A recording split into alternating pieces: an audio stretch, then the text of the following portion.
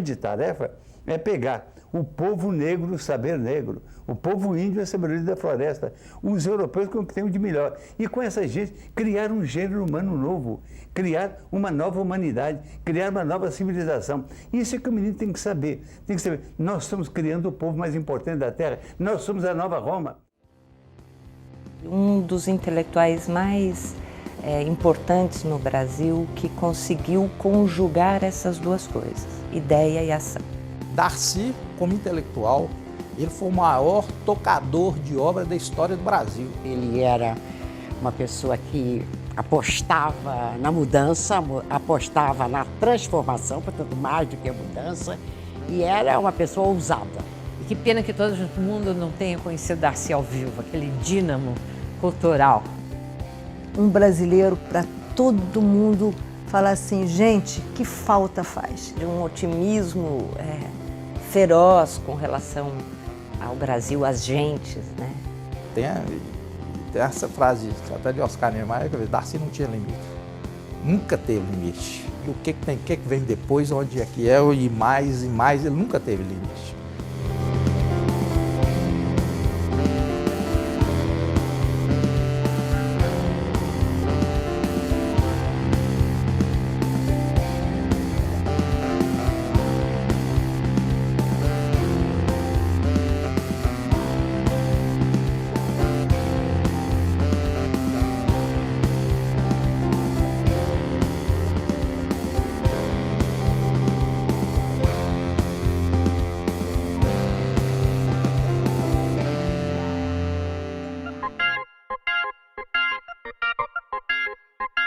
Darcy nasceu em 1922, eu acho que já tem aí um símbolo interessante, porque ele nasce no ano da Semana de Arte Moderna.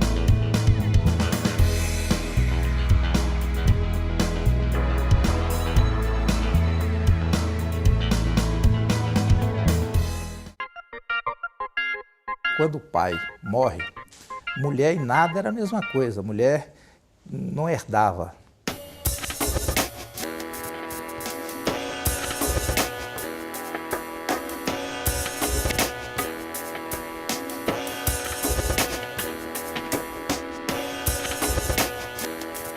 Darcy, inclusive, define a família Silveira como pio, bestas e pobres.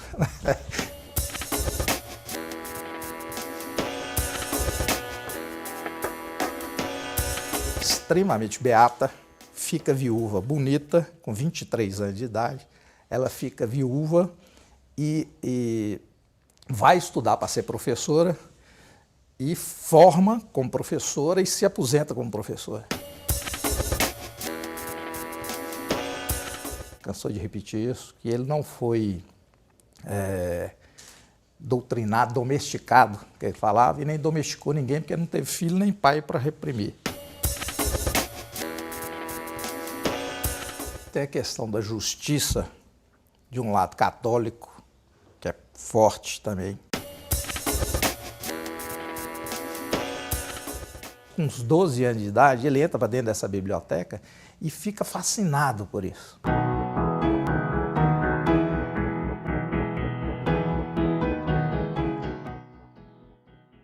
Quando ele estava em Belo Horizonte, era um jovem de 20 anos, e foi dado a opção partidária entre ser um integralista e ser um comunista, ele escolheu ser comunista. E a visão de comunista para o Darcy, naquele momento, era de que o comunismo se incomodava, se preocupava com todos os problemas da humanidade. Então ele achava o integralismo uma ideologia paroquial, tacanha, de um nacionalismo tacanho, enquanto que o comunismo se abria para o mundo.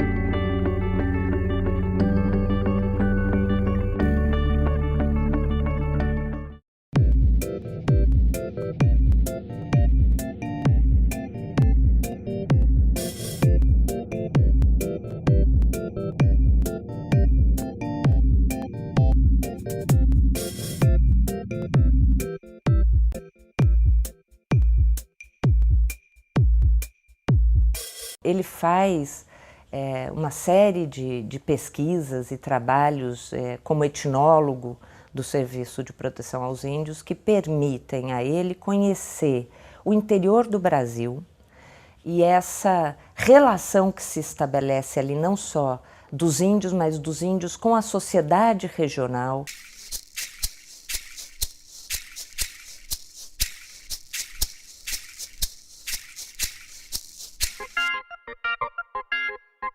O marxismo de Marx deu para ele uma compreensão de mundo.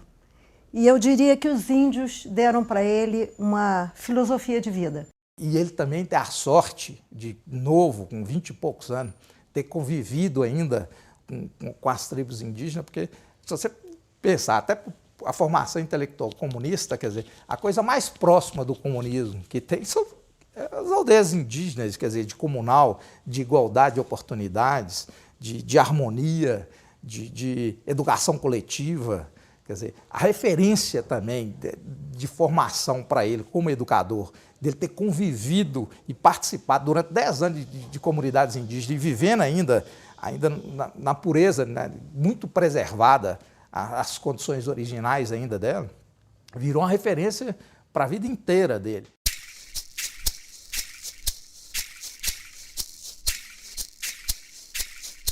O contato dele com os índios foi fundamental na ideia de educação, porque é você entender o sentido da vida, para que se aprende, para que se educa. Um dos encantamentos que o Daci tinha com os índios era o modo como as crianças são criadas.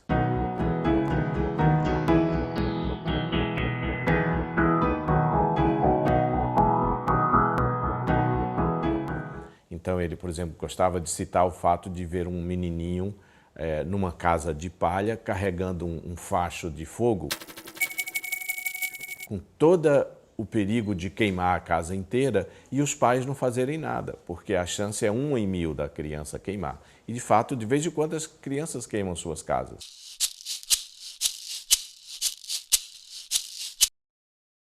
Eu acho que essa é a palavra fundamental que o Daci queria com as crianças e que ele via com os índios. Das crianças se tornarem autônomas o mais cedo possível, mais cedo capazes de resolver problemas, de decidir sobre suas vidas.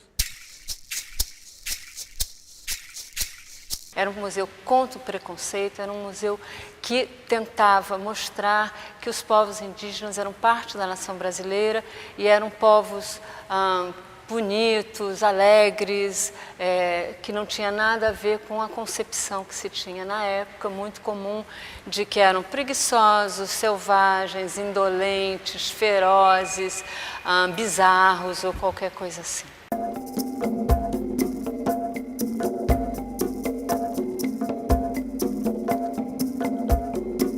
Uma grande preocupação que ele teve quando criou o museu em 53 era fazer com que as crianças e os professores, né, mudassem essa mentalidade com relação aos povos indígenas. Então, as crianças chegavam, faziam redações sobre o que elas pensavam sobre índios e depois da visita elas faziam uma outra redação. Logo depois, alguns meses depois, ele cria o primeiro programa de pós-graduação em antropologia, que foi importantíssimo para a criação de uma série de antropólogos dedicados à questão indígena brasileira e que depois também trabalharam com outras questões de lavradores, de camponeses, de pequenas cidades, etc. Em outras palavras, Daci estava se ampliando, se abrindo do índio para a cultura brasileira e começou estudando pequenas cidades, vilarejos.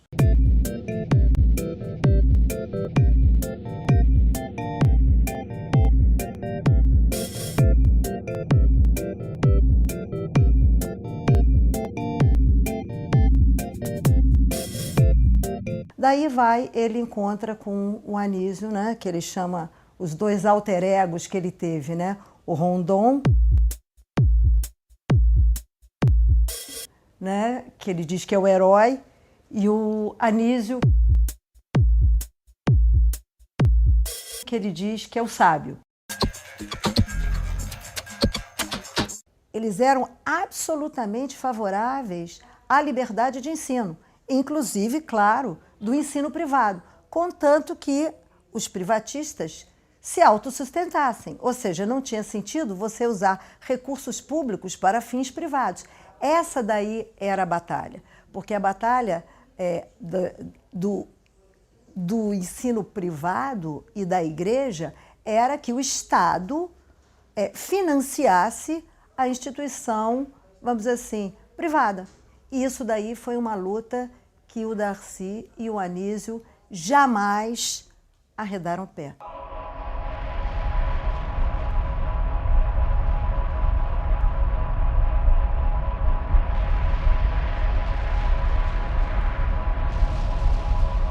É exatamente essa ideia de obrigação do Estado com a educação pública é que leva a um projeto como o projeto dos CIEPs. A modernização que o Darcy trouxe para a Universidade Brasileira com a criação da Universidade de Brasília, o principal legado do Darcy com a Universidade de Brasília foi isso, foi impor uma reflexão naquele momento para o que é a universidade no Brasil.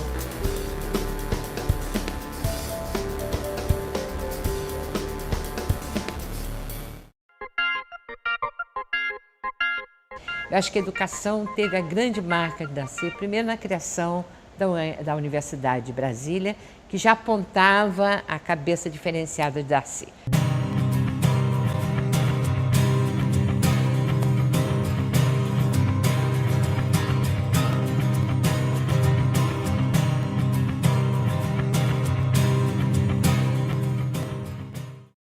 Eu tinha um amigo que foi um grande cenógrafo, Ripper, e que foi aluno de arquitetura, em que ele teve experiências de música, de teatro, de cinema, já na década de 60, lá antes da ditadura, com o Darcy Ribeiro.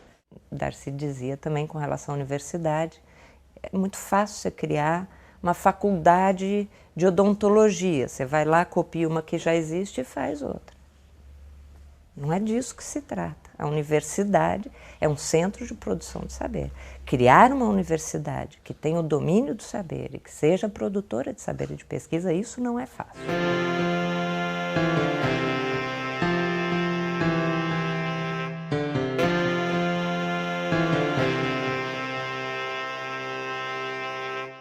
Aos 30 e poucos anos, já está assumindo funções públicas muito importantes. Aos 40, ele é ministro da Educação.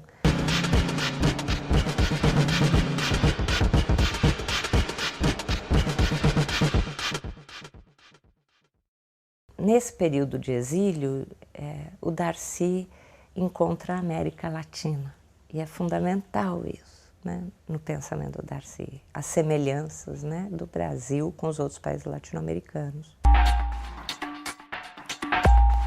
O afastamento do Brasil permite que ele veja o Brasil de fora e que ele possa, então, formar um corpo teórico do que ele chamou de estudos de antropologia da civilização, que é, digamos, aquele corpo teórico que permite ao Darcy colocar o Brasil dentro do conjunto de nações e de países num processo civilizatório e enxergar essa questão do atraso, né, do Brasil e as causas desse atraso.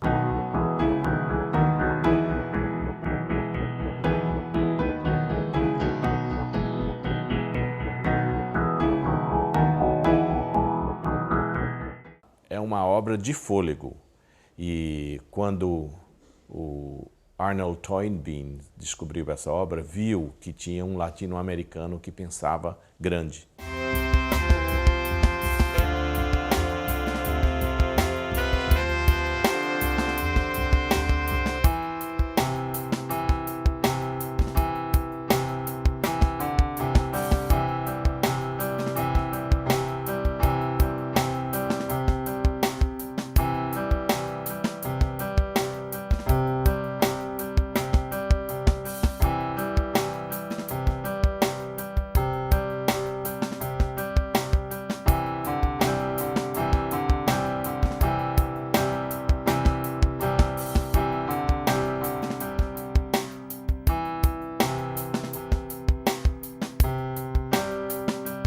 Ele vai ser vice-governador e secretário de Ciência e Cultura, e ele cria o Programa Especial de Educação num governo de Leonel Brizola, em que a prioridade do governo era a educação.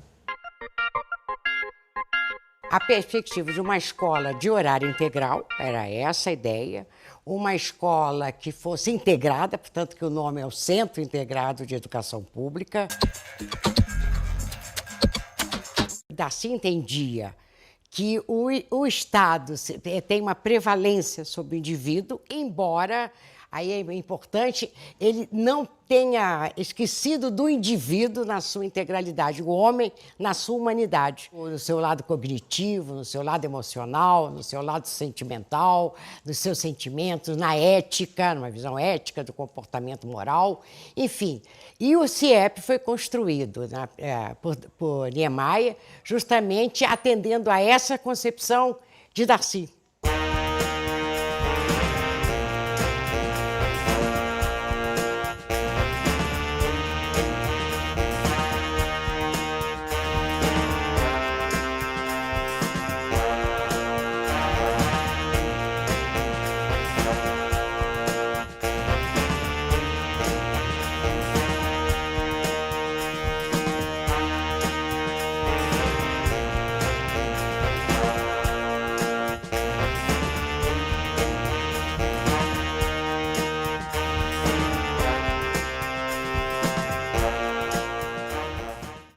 O Darcy cansava de dizer,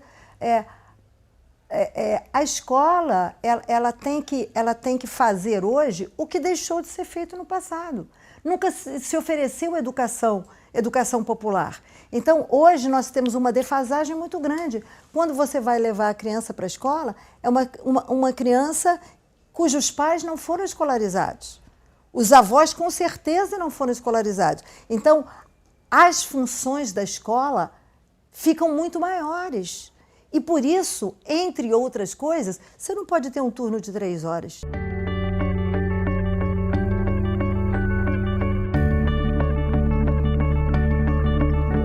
O aluno chegava à escola, tomava seu café da manhã e começava as suas atividades. Essas atividades podiam ser chamadas aulas formais dentro das áreas da matemática, da língua portuguesa, das ciências, da história. Ele tinha também um espaço que ele estudava, que era o estudo dirigido, na medida que a maioria dessas crianças que tinham acesso a essa escola eram crianças que vinham das camadas mais pobres da população e que não tinham em suas casas os espaços que classe média alta tem para estudar. Nessa sala de estudo dirigido havia uma professora, um professor, que estava ali justamente como a mãe ou como um explicador estaria numa casa de classe média explicando, vendo as dificuldades, etc. Havia outra parte, a educação física na quadra, havia a sala de arte, que tinha um artesanato, com uma bancada para poder fazer a criação de arte, de conhecer, de fazer fluir a outra concepção do sentimento da arte, da manifestação. Havia a sala de televisão, para a discussão dessa linguagem da televisão naquele momento, o espírito crítico diante dessa passividade que muitas vezes a televisão provoca. Ele estudava, ele criava, ele produzia arte, ele via arte, enfim, essa coisa integrada durante o dia. Almoçava, depois ele tinha outras atividades, depois ele tinha o lanche, depois ele saía já com um jantar. Aí foi uma maravilha trabalhar no CIEP, que para mim era um mundo, era como se fosse uma grande prefeitura, porque você lidava com a saúde, com a educação, com material didático, com o planejamento da escola, com a área de lazer, os meninos que eram da rua e que tinham que acolhida, que não tinham onde ficar, que dormiam no CIEP. Você tinha professores de educação física para permitir atividades físicas para a comunidade em final de semana. Você tinha, vamos dizer assim, exibição de filmes, você tinha videoeducadores que trabalhavam durante o final de semana. As bibliotecas eram de acesso à comunidade durante o final de semana. Então, essa proposta de articulação cultural, para ele, era era fundamental. Então, a escola foi um centro cultural, a escola foi um centro de produção de conhecimento, a escola foi um centro esportivo, a escola tinha esse sentido. E o animador cultural tinha um papel importantíssimo nisso tudo. Que nós descobrimos que a cultura no interior só ia começar se nós descobríssemos o animador cultural da comunidade. E aí levamos a ideia dessa, por que não trabalhar com a cultura dentro da escola e não só fazer eventos, que ela possa fazer parte. Aí achou maravilhoso. Então vamos botar 3, aquele ideal, botar 3 artistas. E então a gente fez a proposta que não confundisse com o educador de arte, que tinha um outro compromisso. Era o artista comprometido com a comunidade.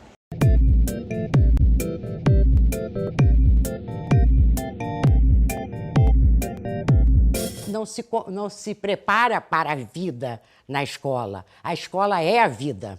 Isso é uma coisa muito importante que a gente percebe vem desde Anísio Teixeira, né? Nesse momento despontaram assim, milhares de experiências, Desarme-se, Varal da Poesia, TV comunitários, rádios comunitárias, as figuras da minha comunidade, os poetas, as mulheres.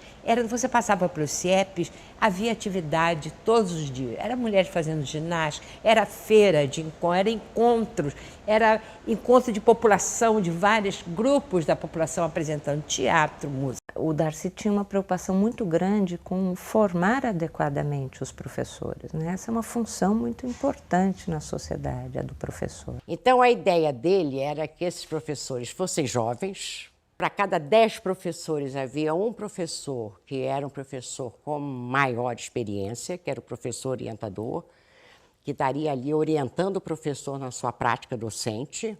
Ele achava que o professor deve recorrer a todos os instrumentos disponíveis para a função de ensinar. Então, televisão, internet, ele não tinha nenhum preconceito quanto a isso.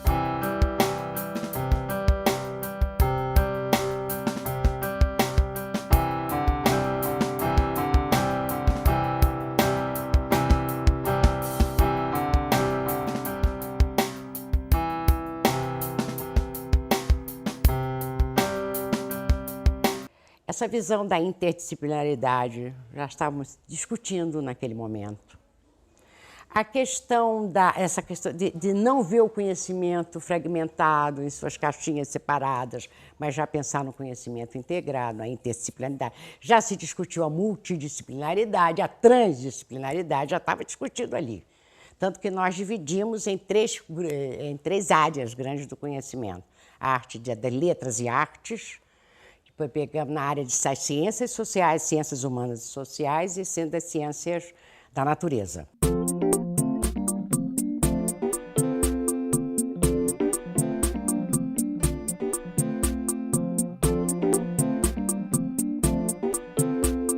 E o Darcy era favorável em que os segmentos etários ficassem separados. Ou seja, aquele segmento que normalmente tinha uma única professora, que naquela época era até a 4ª ou 5ª série, seria numa escola.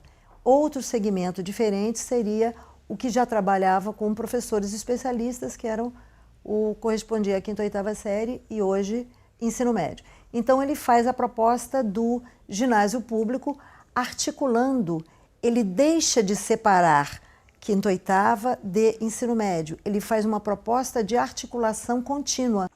A ideia dele era que as turmas tivessem 32 alunos, para que cada grupo de 8 alunos tivesse a disponibilidade do computador. E via nisso, no computador, não só a possibilidade do aluno começar a aprender dentro com o uso do computador, e tinha uma outra coisa. Na medida que você dividiu o aluno assim também em grupos de 8 alunos para esse trabalho, você tinha uma preocupação que é um grande desafio da educação. Ele tem a possibilidade de ter um relacionamento individual com o aluno. Conhecer o seu ritmo, conhecer o que ele produz, que tipo de produção ele é capaz de fazer. Não interessou a sociedade brasileira naquele momento.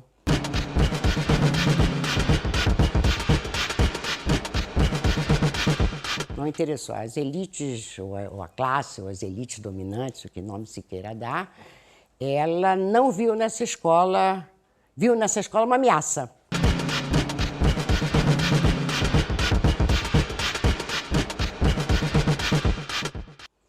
acho que no momento em que a população fosse vista como pessoas pobres, negras, brancas, ou populações indígenas, de onde for, capazes de exercer uma cidadania ativa, e essa cidadania responsável viria a transformar-se, esse país que nós temos aqui, que tem um peso grande do escravismo de tanto tempo, um peso grande das potências hegemônicas na formação do país, um país de capitalismo tardio, enfim. Essa não interessou. Agora, bem atual, vem novamente a ideia da escola de horário integral. Então, eu acredito que talvez tenhamos sido tão pioneiros que fomos movidos por Darcy, nós fomos além do nosso tempo, né? Acho que talvez o tempo seja agora, não sei.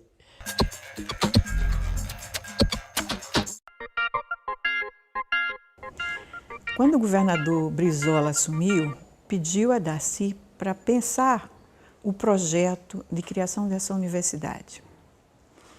Darcy pensou a universidade não como uma universidade regional, mas como uma universidade nova de que o Rio de Janeiro precisava e o Brasil também.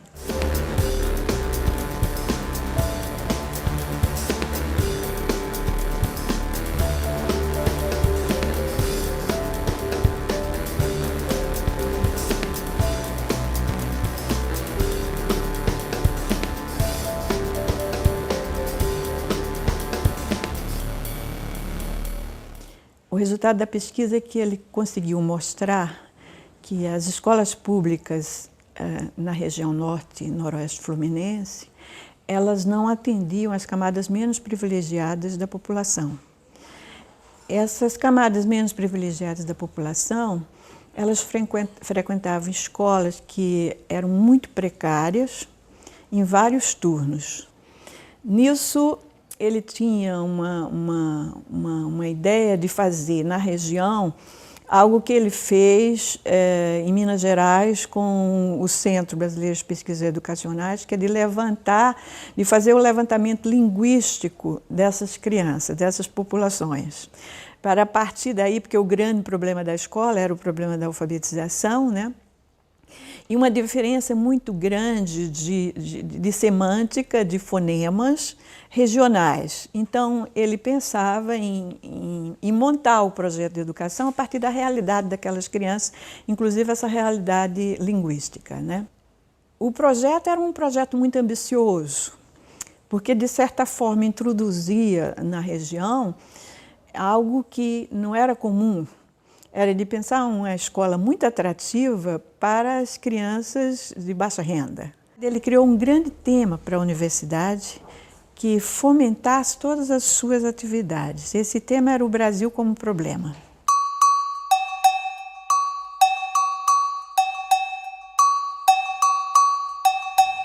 A LDB que foi aprovada, ela tem algumas ideias originais do Darcy, mas tem uma série de negociações. Tanto que o Cury fala da polifonia de vozes que aparecem na LDB. Então, tem Darcy e também tem muitas outras vozes que aparecem, né?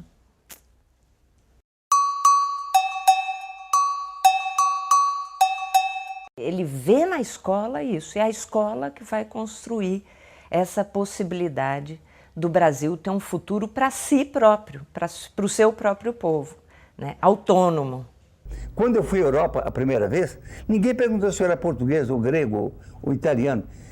Perguntava se eu era persa, porque minha cara era diferente. Essa diferença da minha cara na cara da maioria dos brasileiros é uma diferença do que nós temos de índio e de negro misturado aqui. E é o que nos faz mais bonito. E é o que vai nos fazer cada vez mais orgulhosos de nós mesmos. Você já viu a beleza da mulata brasileira, do mulato brasileiro e do branco brasileiro com um tisnadozinho de sangue negro e de sangue índio? É uma beleza. Então tudo isso vai nos fazer ter orgulho de nós. Mas a tendência da globalização é a tendência de que o mundo fique todo igual. Todo mundo com cara de canadense, com cara de australiano, com cara de argentino. Um negócio muito triste.